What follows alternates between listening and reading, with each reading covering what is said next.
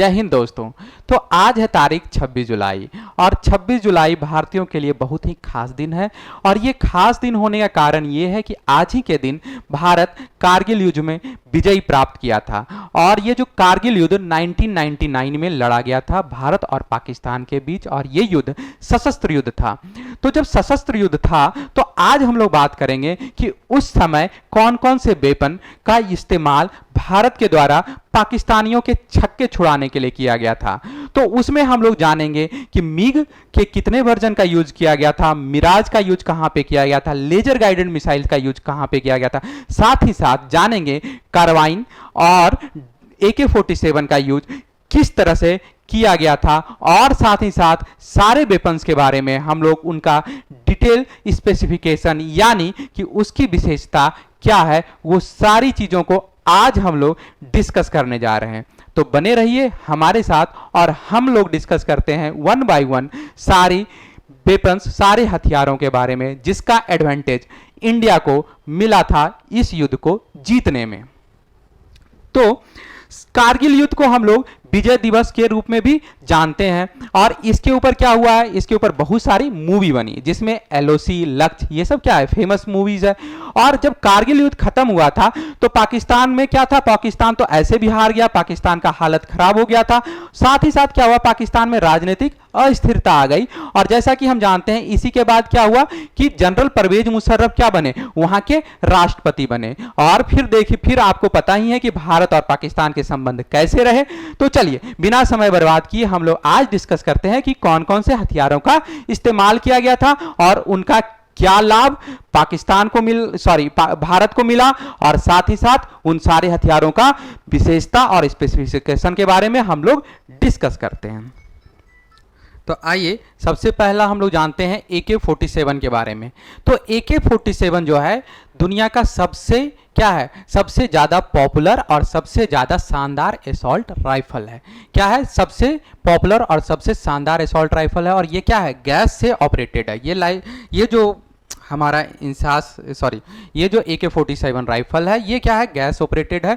और इसमें जो फीड सिस्टम होता है, जो ये मैगजीन लगा हुआ है वो अलग अलग साइज का आता है। जैसे 20 राउंड्स का आता है, 30 राउंड्स का मैगजीन आता है, और ये डिटैच्ड होता है। ये जो है ये पार्ट डिटैच्ड हो जाता है और ये क्या हो जाता है, 20 राउंड्स का भी आता है, 30 राउंड्स का भी आता है। और जो एडवांस वर्जन वाले आए हैं उसमें क्या है, 45 राउंड टू 75 राउंड्स तक के कैपेसिटी में भी आता है। और AK-47 का रेंज जो है हमारा 300 मीटर तक का है। कितना रेंज है, 300 मीटर, यानी कि ये बहुत ज़्यादा क्या हो सकता है कि बहुत ज़्यादा रेंज है इसका, 300 मीटर्स है। और ये जो है AK-47 चाहे इंसास जो इंडिया मेड है वो पैदल चलने वाले जो आर्मी के जो जवान होते हैं जो पैदल चलते हैं उसके लिए बहुत ही ज़्यादा इंपॉर्टेंस रखता है और घातक है। ये कारगिल युद्ध के को अगर याद करते हैं, और कारगिल युद्ध में जब इंडियन आर्मी का पाकिस्तान से मुकाबला हुआ होगा तो सोचिए कि इसकी मारक क्षमता के आगे दुश्मनों का क्या हुआ होगा। तो इसका जो रेंज हम लोग देख रहे थे 300 से क्या है, 350 मीटर है ना। और ये क्या है, कार्बन जो मैगजीन है वो डिटैचेबल है, जो 20 to 30 राउंड्स का जो होता है वो क्या होता है, मैगजीन रह सकता है। और एडवांस वाले में 40 to 70 राउंड्स का भी मैगजीन क्या किया जाता है, इसमें फीड किया जा सकता है। तो ये फीडिंग सिस्टम हुआ। अगला जो वेपन है हमारा वो वेपन है इंसास राइफल मतलब बोला गया इंडियन स्मॉल आर्म सिस्टम है इसमें। और इसका क्या है, ये जो है 1994 से इसको क्या किया जा रहा है, यूज में लाया जा रहा है इंडियन आर्मी के द्वारा, इंडियन डिफेंस के द्वारा। और इसका इस्तेमाल कारगिल युद्ध में बहुत ही ज्यादा निर्णायक साबित हुआ। और ये भी क्या है, ये भी गैस ऑपरेटेड है। ये जो इंसास राइफल्स हैं ये भी क्या है, गैस से ऑपरेटेड है। इसमें भी क्या है, डिटैचेबल क्या लगा हुआ है, मैगजीन लगा हुआ है। और ये सिंगल शॉट या 3 राउंड एक टाइम में 3 राउंड बर्स्ट फायर करता है। कैसा फायर करता है, सिंगल शॉट भी कर सकता है, 3 राउंड बर्स्ट फायर भी करता है। और सेमी ऑटोमेटिक इस टाइप का वेपन है। और इसमें एक मिनट में कितना 65 राउंड्स क्या किया जा सकता है, फायर किया जा सकता है। एक मिनट में कितना 65 राउंड्स फायर किया जा सकता है ये इंसास राइफल से। और ये क्या है, 4 किलो वजन का होता है। ये कितने केजी का होता है, 4 केजी वजन का होता है। आगे देखेंगे, आगे हम लोग देख रहे हैं कार्बाइन मशीन, यानी एसएएफ कार्बाइन मशीन गन, इसका नाम ही क्या है, मशीन गन है। और इसमें आप देख रहे होंगे कि ये क्या है, छोटा छोटा क्या है, सर्कल जैसा क्या बना हुआ है, छेद बना हुआ है। इसमें कितना राउंड किया जाता है फायर, 550 राउंड पर मिनट किया जाता है। 2 किलो का है, वेट भी कम है। और 1944 में क्या किया गया था, 1944 में डेवलप किया गया था। 2 kg वेट है, इसका कितना वेट है, 2 kg वेट है। 1944 में क्या किया गया था और किसके द्वारा डेवलप किया गया है, यूनाइटेड किंगडम के द्वारा, यूके के द्वारा, यानी जिसको हम लोग क्या कर सकते हैं कि ब्रिटेन के द्वारा क्या किया गया, इसको डेवलप किया गया। और इंडिया को जो मिला होगा, कहां से मिला होगा, इंग्लैंड दिया होगा इसको, ठीक है। चलिए ये हो गया इसके बारे में। आगे चलते हैं, आगे हम लोग डिस्कस करते हैं। कितना बढ़िया ये शानदार क्या लग रहा है, लॉन्चर लग रहा है, पिनाका रॉकेट लॉन्चर। ये क्या है, पिनाका रॉकेट लॉन्चर। और इसका खूबी देखिए कि ये क्या करेगा, ये रॉकेट है तो ऑब्वियसली ये डायरेक्शन में जाएगा, ट्रैजेक्टरी बनाएगा। और ट्रैजेक्टरी जब बनाएगा तो सोचिए कि जो वार जो हो रहा था इंडिया और पाकिस्तान के बीच में, जो कारगिल युद्ध हो रहा था, उसमें क्या थे, दुश्मन ऊपर ऊंचाई पे थे। कारगिल युद्ध जो था वो क्या था, टाइगर हिल था, द्रास था, ये सब जो एरिया था वो पहाड़ी एरिया था। और वहां पे दुश्मन क्या कर रहे थे, एम्बुश लगाए हुए थे, छुपे हुए बैठे थे और ऊपर से वो लोग फायर कर रहे थे। तो ये जो रॉकेट है, ये जो पिनाका रॉकेट लॉन्चर है, ये कितना ज्यादा इंपॉर्टेंस रखता है।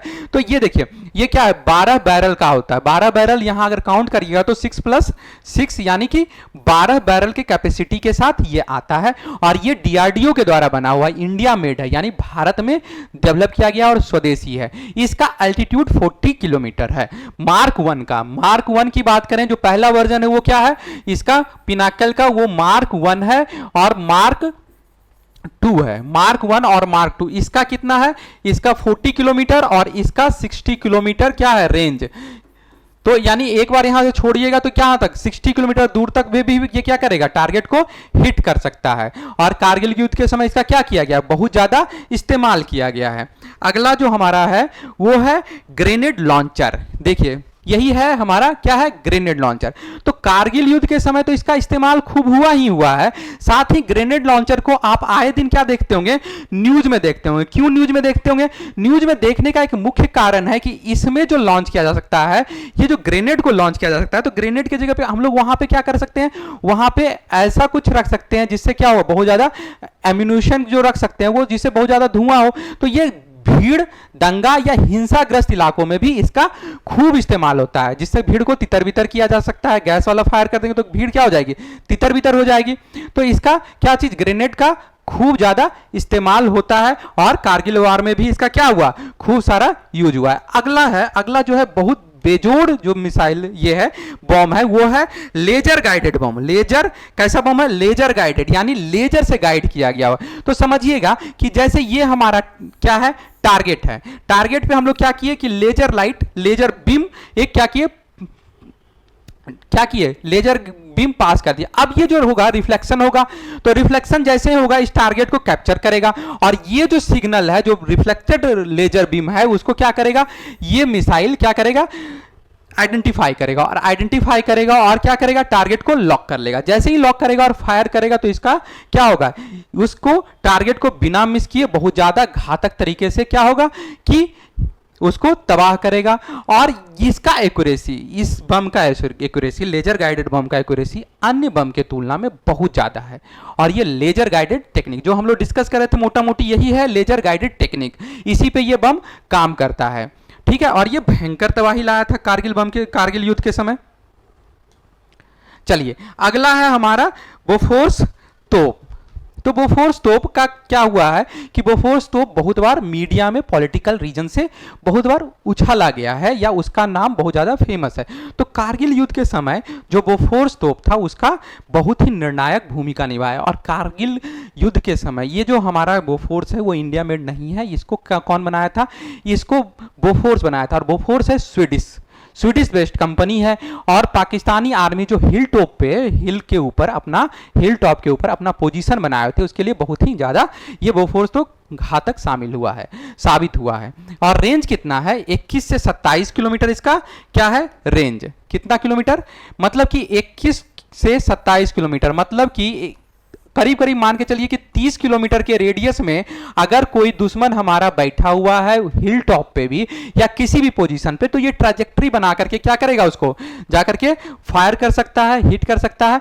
और एक जो है, एक जो मिसाइल जो है, ये क्या हो सकता है 8 सेकंड में हमारा कितना टारगेट, कितना मिसाइल फायर होता था, 3 मिसाइल, 3 जो मिसाइल है वो 8 सेकंड में, और 25 सेकंड के अंदर, 25 सेकंड के अंदर हम लोग क्या कर सकते हैं, 6 मिसाइल जो है इससे लॉन्च कर सकते हैं। ठीक है, कितना मिसाइल, 6 मिसाइल और 6 राउंड फायरिंग और 3 राउंड फायरिंग हम लोग क्या कर सकते हैं इससे लॉन्च। इससे जो बम गिर रहा था वो इस रेंज में था, 8 सेकंड में 3 राउंड और 25 सेकंड में 6 राउंड। कितना सेकंड में, 25 सेकंड में 6 राउंड फायर किया जा सकता था इस बोफोर्स तोप के द्वारा।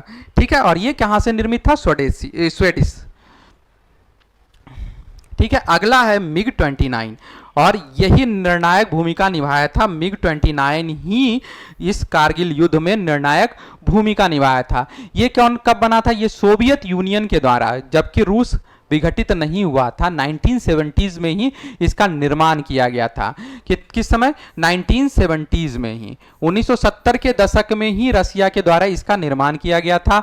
और यह इसका निर्माण जो हुआ था, ये F-15 को, F-15 क्या है, अमेरिका का जहाज है, F-15 का जो काउंटर करने के लिए मिग 29 का निर्माण जो किया गया था, F-15 को क्या करने के लिए, टारगेट करने के लिए। और सबसे इंटरेस्टिंग बात यह है कि जब कारगिल युद्ध हुआ, इंडिया और पाकिस्तान के बीच जब कारगिल युद्ध लड़ा जा रहा था, उस समय इसका जो यूज किया गया था, उस समय पाकिस्तान के बाद F-16 तो आ गया था, कारगिल युद्ध के पास पाकिस्तान के पास कौन था, F-16 फाइटर एयरक्राफ्ट मिल चुका था।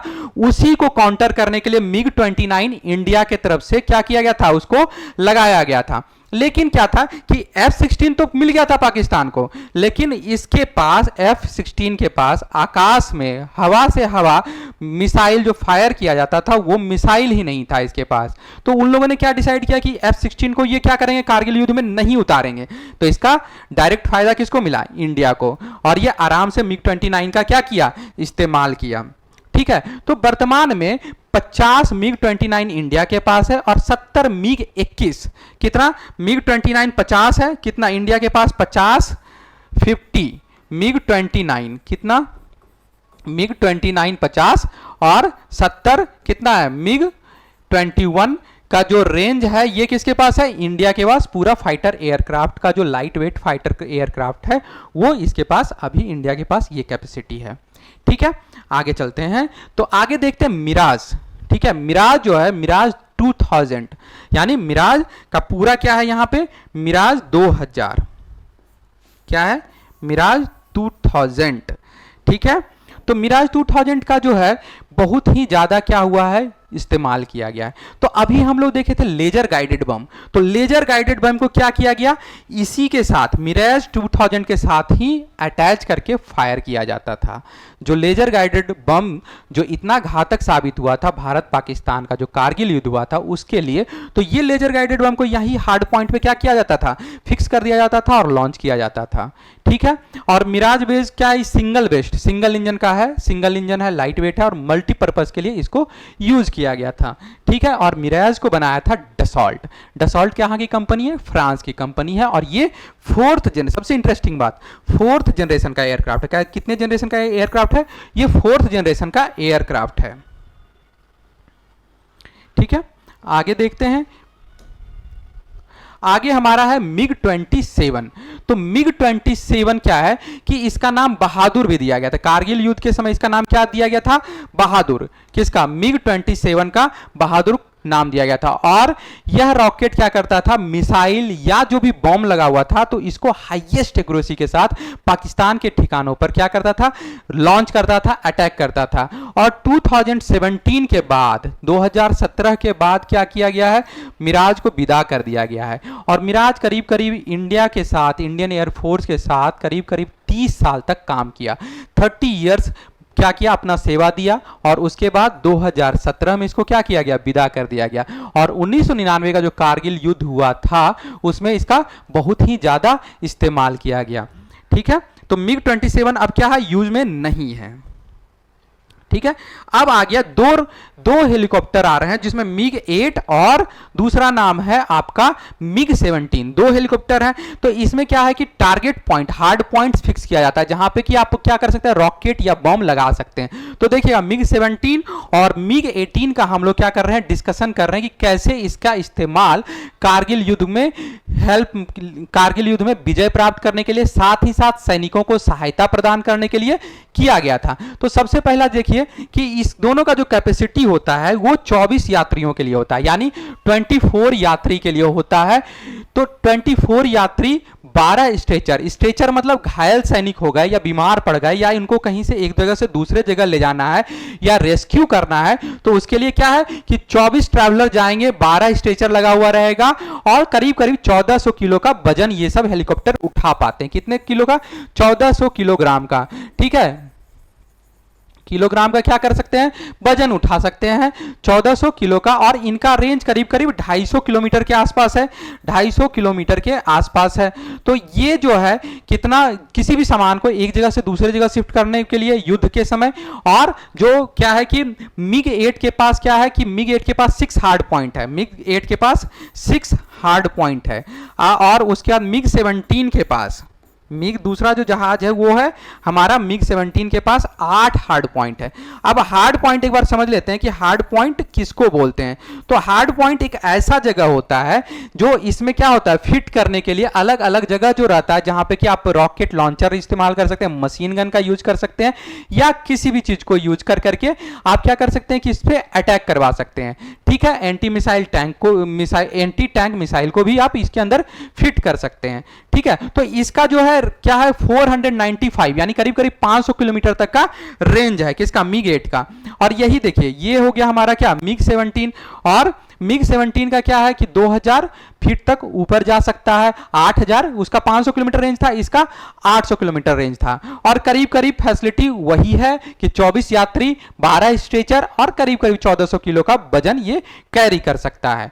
तो ये जो थे, ये जो जितना हम लोग अभी वेपन्स देखे, उसके अलावा भी क्या हुआ, और भी सारे बहुत सारे इक्विपमेंट थे जिसको क्या किया गया कि कारगिल युद्ध के समय यूज किया गया। और लेकिन जो निर्णायक भूमिका के लिए ये सारे वेपन्स, ये सारे हथियार, ये सारे helicopter, MiG, Mirage, assault rifle और सारे जो जितने भी राइफल थे, एसॉल्ट, फिर आइसस, ये सारे का क्या किया गया, इस्तेमाल किया गया कारगिल युद्ध को जीतने के लिए।